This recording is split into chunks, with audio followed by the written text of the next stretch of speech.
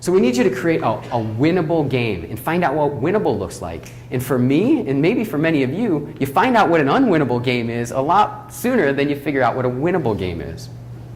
Because once you start playing a winnable game, you find that passion and that connection. And you feel like the work I'm doing is fulfilling me.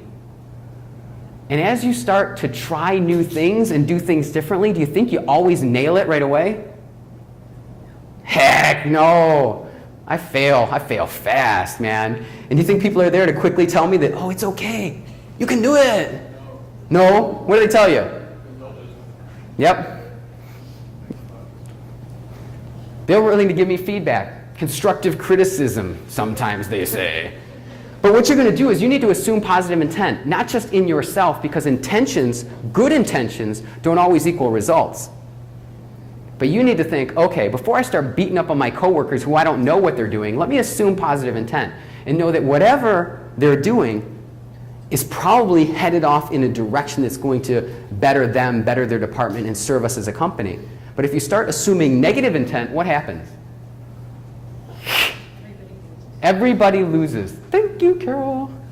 Everybody loses. Energy vampires come out. People start draining. I remember those people, the people who come to your desk and you just can't shake them away. Oh, I got to go to the bathroom. Oh, me too. Ah! Yeah, you know. You can't get away anywhere. Hiding in the stall. All right. So then you think about this. If you're designed a winnable game and you're going out there and you're doing things different, you're challenging yourself, then what happens? Then you have to make a choice. You can choose to be happy or you can choose to be miserable. Because choosing happiness. All right, so I'm a geek. I don't ask the Dalai Lama. It's like I don't know the Dalai Lama. But he says the purpose of life. Who knows what the Dalai Lama says the purpose of life is?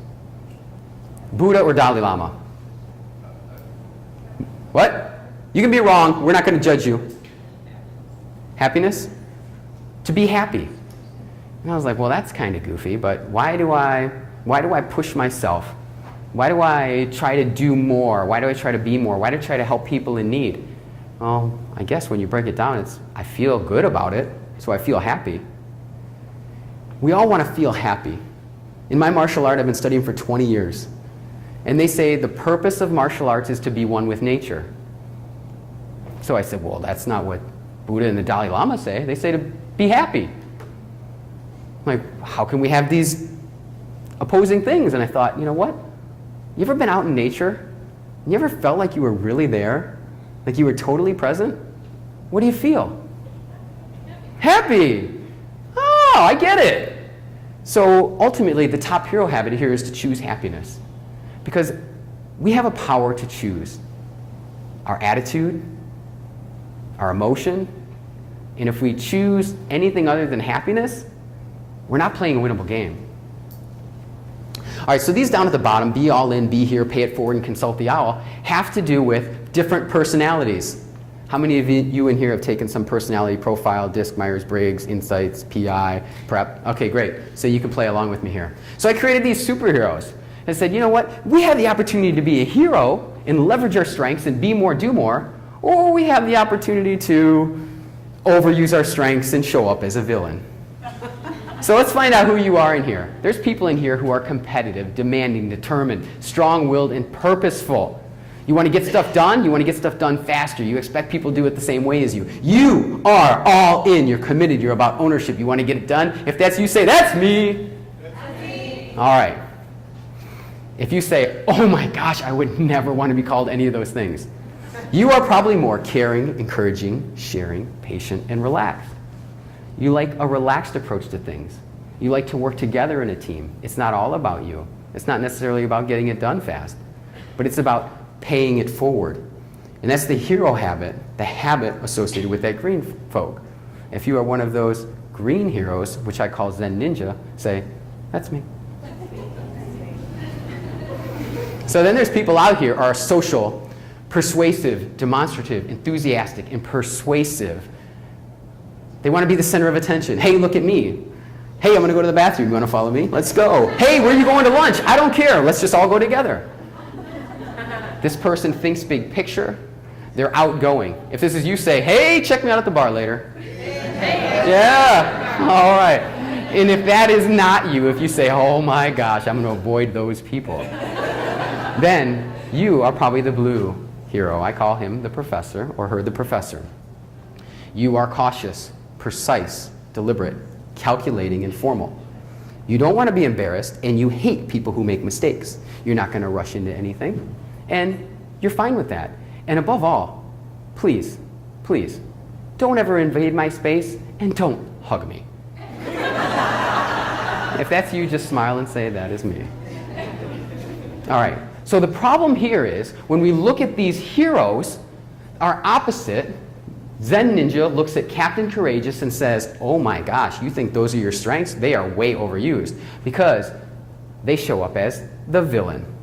Zen Ninja sees the storm as aggressive, controlling, driving, overbearing, and intolerant. Moving from controlling and urgent to commanding and authoritative. So for those of you who are Captain Courageous and who are red, just know that there's other people, when you think everything is cool and you're killing it, there's people who say, you are the storm. Just let that storm blow over. So really, the purpose of all this is to say, when we overuse our strengths, they turn into weaknesses. People see us as a villain when we think we're a hero. So if you don't follow the hero habits associated with each one of these, and they are, up in the left, you have Captain Courageous, and his hero habit is be all in, because that hero is all about commitment and ownership and desire and ability. That's what they want for themselves, and that's what they want for you. So that's why I have one hero habit that's dedicated to them, so you know how to relate to them, because otherwise they can feel like they're overwhelming. We have Recognition Man down at the bottom. They're all about recognizing others. Hey man, you did a great job. Oh, so happy you're here, man. You're really making my day. They're all about being here and being present and being in the moment and recognizing others. So their hero habit is be here. Because the past is history, the future is a mystery. Today is a gift, and that's why we call it the present. You guys have heard that before. Awesome. So you think about the professor. Some of you are like, what good could the professor have? Take it easy, assume positive intent here. So the professor is always calculating, analytical, precise, wants time to think through things, wants to understand the ripple effect and the impact. So therefore, they are about consulting the owl. How many times have you had to make a tough decision and you're up at 2 o'clock in the morning and you are consulting the owl to make the best decision for everyone possible? I was consulting, I always had an owl call, and I'd blow this owl call all the time, and I never heard the owl until one morning at 2 o'clock in the morning, and I was up contemplating a big decision in my life, and I heard this owl, and I'm like, consult the owl. So therefore, there's your hero habit. And down in the bottom, Zen Ninja is all about doing things for others. It's about cooperation and teamwork and selflessness. And in that process, they continuously focus on paying it forward. That's the mantra they live by, and that's how they want you to interact, selflessly, cooperatively, and as a team. So, what if today was the day that everything changed for you? What if you came to this conference with the intention that things are going to be different when I go back? What if today was the day? What would it take for today to be the day that things were different when you went back? Would we have to have the doors kicked open and some sort of police raid go on to say, oh my gosh, things aren't going to be the same? What would have to happen for today to be different? Today to be the game changer day? Today's the day. Today is the day for you to choose to be the hero. For you to choose to be the hero for your organization, for your senior leaders, for your employees. To do whatever it takes to create a winnable game so that people can feel like they're coming to the office and they're giving their whole self to work. Not that they're thinking about where else can I go work. They're thinking about how can I give my best to this work? How can I grow and develop and expand myself in this role to do good for me, for the company? And how can I feel like I made a difference at the end of the day? If today is that day for you, say, today. Today. I don't believe you. Some of you I believe. I don't believe you all. All right, so one more time. If today is the day for you, say today. Today. Great. Today is your day to be the hero. When you wake up in the morning and you get dressed, that voice in your head can either be the hero voice or the villain voice. I say, let that villain go, kick him under the table, keep him in the closet, and listen to the hero. Because today's your day to be the hero. Thank you.